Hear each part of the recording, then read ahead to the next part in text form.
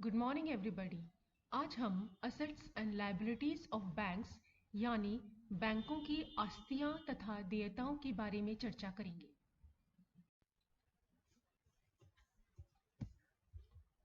किसी भी व्यापारिक बैंक के लिए उसका स्थिति विवरण अथवा चिट्ठा महत्वपूर्ण होता है।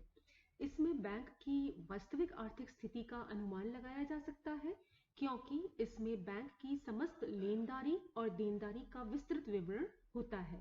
किसी भी व्यावसायिक संस्था की तुलना में एक व्यापारिक बैंक की स्थिति विवरण का विशेष महत्व होता है, क्योंकि इससे बैंक जो है की वित्तीय स्थिति का ज्ञान होने के साथ साथ बैंक की एक निश्चित अवधि में किए गए समस्त कार्यों की प्रकृति और मात्रा का भी ज्ञान होता है।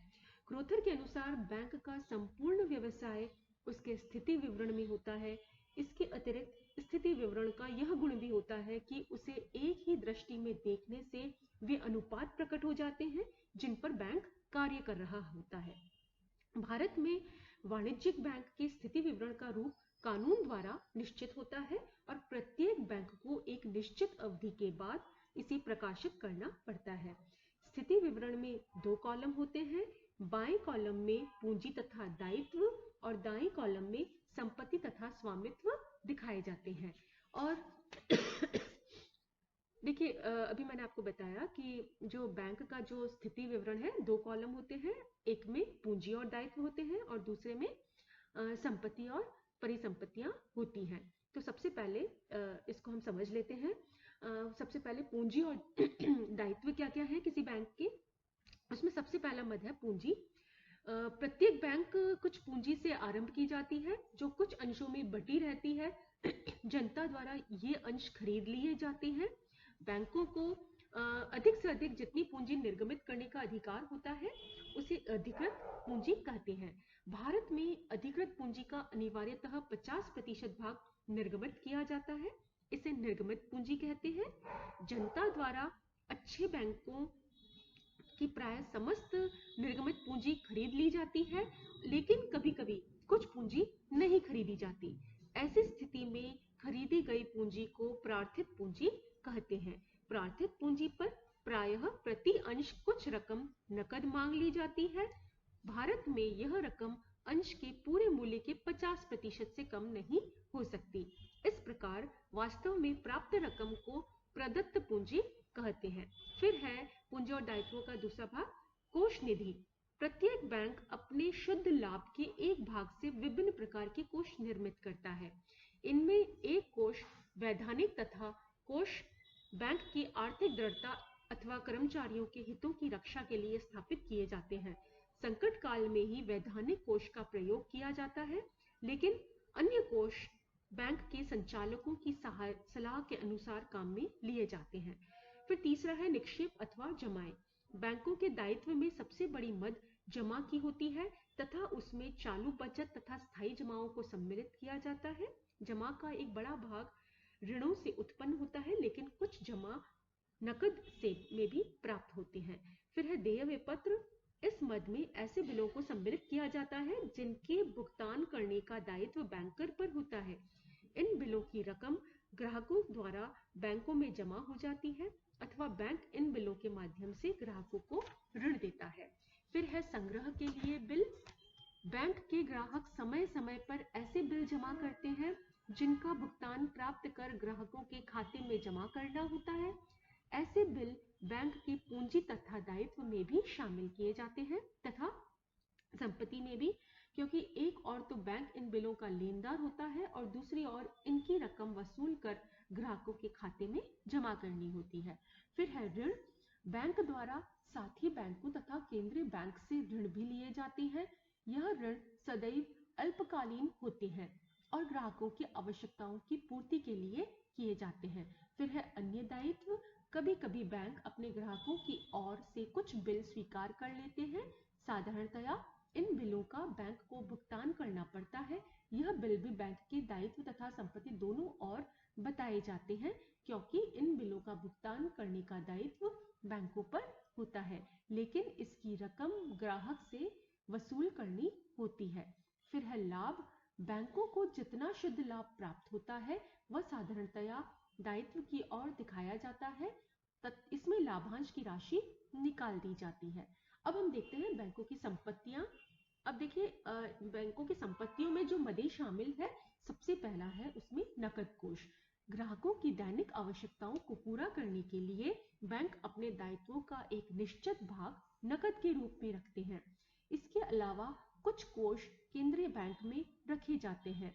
इस कोष की मात्रा बैंक की आर्थिक स्थिति, जमा रकम तथा विनियोग के स्वभाव पर निर्भर करती है।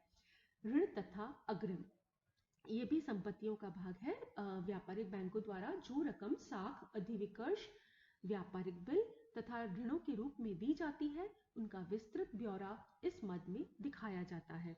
भारत में ऋणों के संबंध में एक अलग विवरण देने का विधान है, जिसमें कौन कौन से ऋण सुरक्षित है इस बात की जानकारी दी जाती है। फिर अन्य बैंकों में जमाएं। बैंकों में पारस्परिक लेन देन के फलस्वरूप कुछ रकम एक दूसरे के पास जमा के रूप में रह जाती है। यह रकम चिट्ठे में अलग से बताई जाती है। फिर है विनियोग।